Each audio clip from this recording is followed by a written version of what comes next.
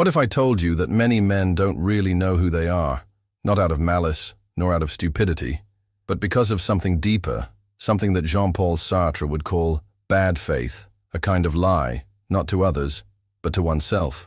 Imagine an actor who has forgotten he's on stage. He embodies the character so convincingly that he convinces himself that the role is his true identity. The problem? He also forgets that he can step off the stage, change the script, create a new story. That's what happens with many men. They're not lying when they say, "I don't know how I feel," or "I'm confused."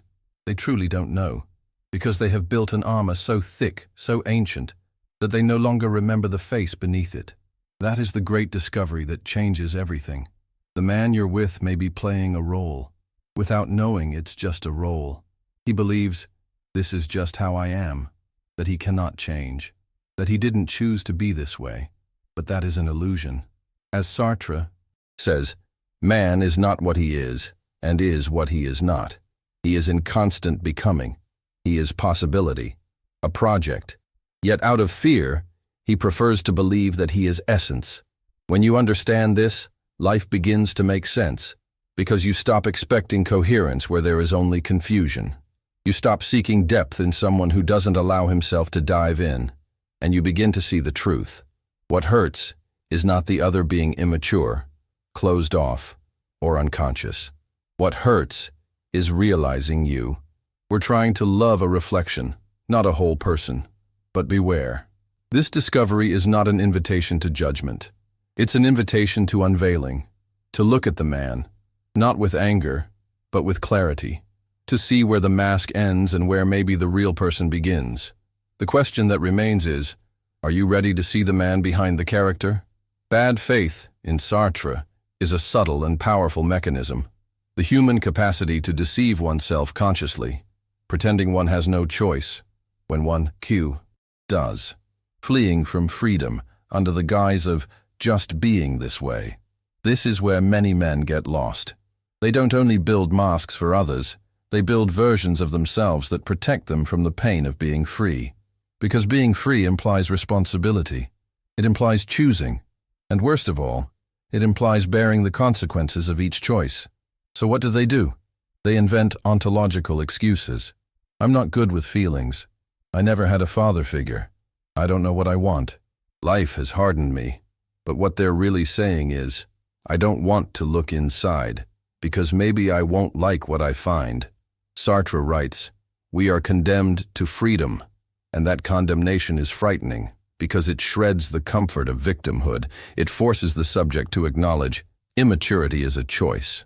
Emotional distance is a choice. Affective omission is a choice. Of course, not a conscious, peaceful choice, but still a choice. Think of the man you once loved, who seemed so full of potential, but who kept saying, I'm not ready. He believed it, but it was only bad faith. A desperate attempt to escape his own transcendence, to avoid the weight of being someone in constant construction, because acknowledging oneself as a project is painful.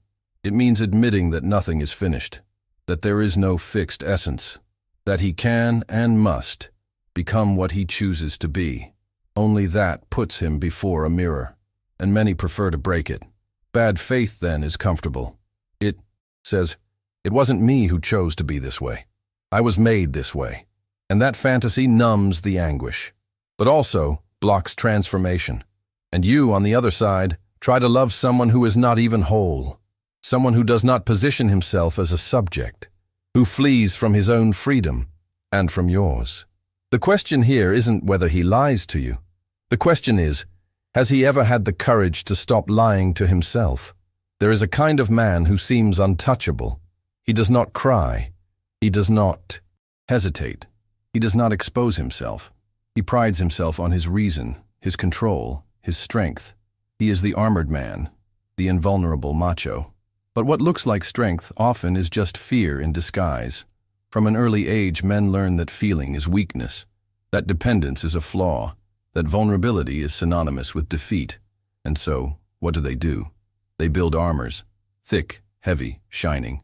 The image of power they project is not authenticity, it's protection. He is like a medieval knight, who doesn't remove his helmet even to sleep. The armor protects him, but also suffocates him. It prevents touch, intimacy, affection. He becomes a being of iron, but inside, he remains human. Sartre would say, this man is taking refuge in the being in itself. He wants to be a fixed, determined, solid thing. Something he can say, I am this, I always was, I always will be. But the human being is being for itself, unfinished, openness, project. The man who pretends to be stable is at war with his own ontological condition. And in that war, the loser is not only him. You lose too. You try to connect with him, but all you find is metal. You offer presence, he responds with absence. You offer emotion, he gives cold logic. You want encounter, he gives you performance. It's frustrating, but also revealing, because you begin to realize you're not dealing with a whole man. You're dealing with a character, a social, emotional, and existential construction that he himself believes is real. And then, maybe, the question that changes everything arises. What lies behind the armor? Not a secret, nor a specific trauma, but a universal anguish, the fear of not knowing who he is without it. This man is not evil, nor manipulative. He is, above all, frightened by the idea of being free, of having no ready-made identity, of having to build himself every day. And you, are you willing to try to see beyond the shell? Or are you already tired of trying to cross a minefield with your heart in your hands? Sartre said, there is no reality but in action. But what happens when the subject refuses to truly act? When he enacts action but avoids decision? That is where the fear of freedom is born. Freedom, for Sartre, is not a privilege. It is a burden, because it demands that each human being become the author of himself. There is no fate, essence, or excuse, only choices. But many men were not prepared for that. On the contrary, they were conditioned to believe that their identity is ready-made, that their role is already written. And when they realize there is no script, they freeze. So they take refuge in caricatures. They create identities that exempt them from the responsibility of existing fully. Some become the eternal adolescent, living in limbo between potential and procrastination. They promise worlds, but cannot even sustain their own presence. Always, not ready yet. Always, almost. Others assume the role of the workaholic executive, occupying themselves to exhaustion, believing success is synonymous with identity. They work so much to avoid looking within. Productivity becomes an escape, and there are those who take on the guise of the evasive spiritual, speaking of energy, meditation, and detachment, but using all of that as a shield to avoid real connection. They flee the concrete, commitment, the imperfect encounter with another. These men are not living. They are performing. They are not free. They are protecting themselves from freedom. Because being free implies taking responsibility for who one is, and that frightens. It is easier to don a costume and repeat a script than to look at oneself and ask, what am I choosing every day with my gestures, my words, my absences? The fear of freedom is not fear of choosing. It is fear of no longer being able to hide after choosing. You've seen it happen, haven't you? That man who says he wants to be with you, but never fully arrives. The one who claims to be different, but repeats the same patterns. The one who dreams of depth, but lives on the surface. His anguish is real, but its impact on you is too. Because as long as he flees his own freedom, you're the one who pays the price of his absence. The question then becomes, what does he fear more? Losing you or having to find himself? Perhaps what hurts most is not the other's absence, but the hope that one day he will arrive. You feel there's something there, a spark, a potential. Maybe he even cries before you, says you make him want to be better, confesses he's never loved like this. But days later, he vanishes, shuts down, says he needs time, and you wonder, was it real? Yes, it was, but incomplete. You are not dealing with a man who lies to manipulate you. You're dealing with a man who lives in conflict with his own existence, who alternates between wanting to show himself and wanting to disappear. And the effect of that on you is devastating. You begin to doubt your intuition. to ask yourself if you demanded too much, if you were too intense, if you should have waited longer. You start bargaining with yourself, trying to solve a puzzle that he himself doesn't understand. You try to decipher him with love. You think that if you are understanding enough, present enough, patient enough, he will wake up. He will see himself. He will want to stay. But that doesn't happen, because he's not fleeing you. He's fleeing himself. And that flight has invisible but profound consequences. You fragment yourself trying to sustain him. You become therapist, mother, priestess, anything but partner. Because for partnership, there must be two present subjects. But he is still absent from himself. How many times have you felt you were loving a man who hadn't inhabited himself? How many times did you try to pull him out of his cocoon, only to see him hide again? It's not your fault, but the responsibility now is yours. The responsibility to see what is happening, to realize you're trying to love someone who hasn't decided to be. And that is the most painful and liberating discovery at the same time. You cannot love in someone else's place. You cannot live for him, nor save him from his own freedom. You can, yes, be there when he chooses to rise, but you cannot carry him on your back while he insists on crawling. So I ask you, are you trying to heal a man who doesn't even recognize that he's wounded? Have you stopped to observe not only what a man says, but what he builds? Words can be sweet, spiritual, conscious. But the project, what he actually does day after day, reveals who he's choosing to be. And that, according to Sartre, is the only truth. The man is his project. The project isn't a life plan. It is the sum of all the choices he makes, even the omissions, the silences, the postponements. It is what he prioritizes when no one is looking. It is what he sustains with his actions, not with his intentions. Sartre said that each human being projects himself into the world like someone writing an unfinished work.